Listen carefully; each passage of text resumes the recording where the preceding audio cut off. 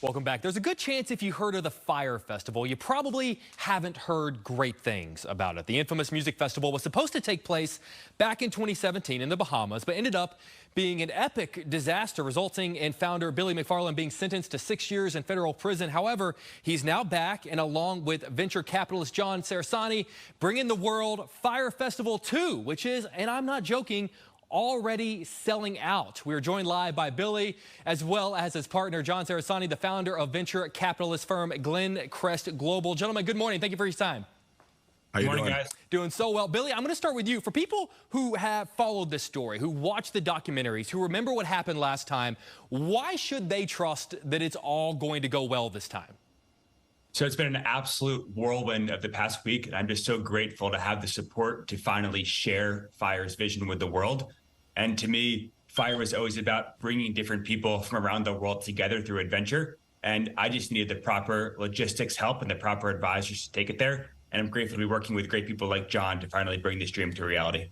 Well, John, you had to have seen the documentaries. You read the headlines like we all did. So after all of that, what made you say, yeah, this is a guy I want to partner with. This is a situation that I want to be involved with? You know, Billy was on my podcast, 2000% Raised, and we really hit it off. It's a business podcast, and I started peeling the onion back on this guy, man. First of all, starting off, we're in America, right? And he served his time and went to jail for what he did, and he's, you know, remorseful for it.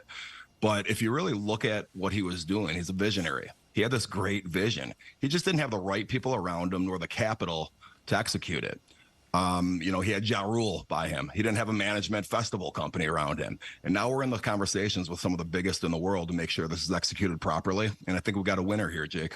Well, speaking of winner, Billy, you have sold out tickets so far for Fyre Fest 2, the pre-sale. But correct me if I'm wrong. As of now, you don't have a firm date. You don't have a firm location. You guys haven't really announced any performers. You got to tell me something concrete about Fyre Festival 2 that's going to convince me that people are not going to be stranded again eating grilled cheese sandwiches all over again.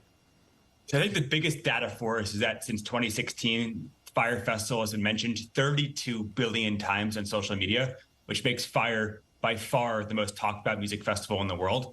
So I think this cultural moment that we created 6 or 7 years ago really still resonates. And people want to come together. They want to leave their city and they want to experience what the ethos of the Fyre brand is. I just need the help to bring this vision to a reality. And now finally in the position where I have great advisors and just as importantly, a really great music festival company to handle all of the logistics. So just really can't wait to share what I always wanted to share with the world. Billy, is there anyone who went to Fyre Fest the first time that you've heard is coming back for Fyre Festival 2?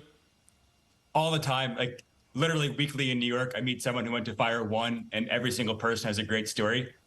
Actually out in Montauk right now and just met with a couple who said they met at the airport for Fyre Festival 1 and they got married last weekend. Wow. So sometimes good things do happen from tragedy. You know, John, we all need someone in our life sometimes to call out our BS, to tell us no when we need to hear it, to course correct us.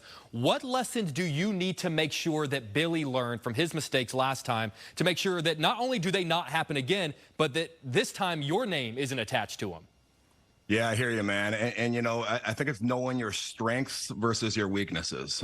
Billy has no experience in managing a festival and like having the logistics down or the proper funding. If you did the math, even on Fyre Festival 1, even if it would have went perfectly, he didn't have it funded properly. You know, he's really good at what he's good at, and that's not. So we bring in the right partners, and we get this thing done, and it's going to be amazing. You know, I was just at Lollapalooza in Chicago a few weeks ago, and I'm sitting there looking around. Okay, what if this was on an island in the Caribbean? I mean, how cool would that be? I mean, we have a great vision here. It's just a matter of executing it with the right people. Fair enough. And Billy, I'm going to cut you loose on this. As John mentioned, you did spend time in prison and you did pay your debt to society following the events of the first Fyre Festival. So what did that time do for you? What lessons did you learn? Did you reflect on in your time behind the bars that sort of stick with you today, that have taught you everything you need to know for part 2? I'm just so motivated to rebuild trust, and what has kept me awake for the past 6 years were the handful of people who backed me since I was literally an 18 or 19-year-old teenager with my first tech startup. And I'm so grateful that I'm only 31, and I can't wait to spend the next 50 years of my life trying to pay it back to them, both financially, but more so emotionally, and just like as a human being there by their side. Very cool. Billy, John, I truly do wish you guys nothing but the best. I think it would be a really great sequel documentary to see this thing turn around and become a massive success. So good luck to both of you, and I look forward to having you guys back on in the future for Fyre Fest 3. Talk to you guys in a bit. Thanks, Thank Jake. you. All right, guys.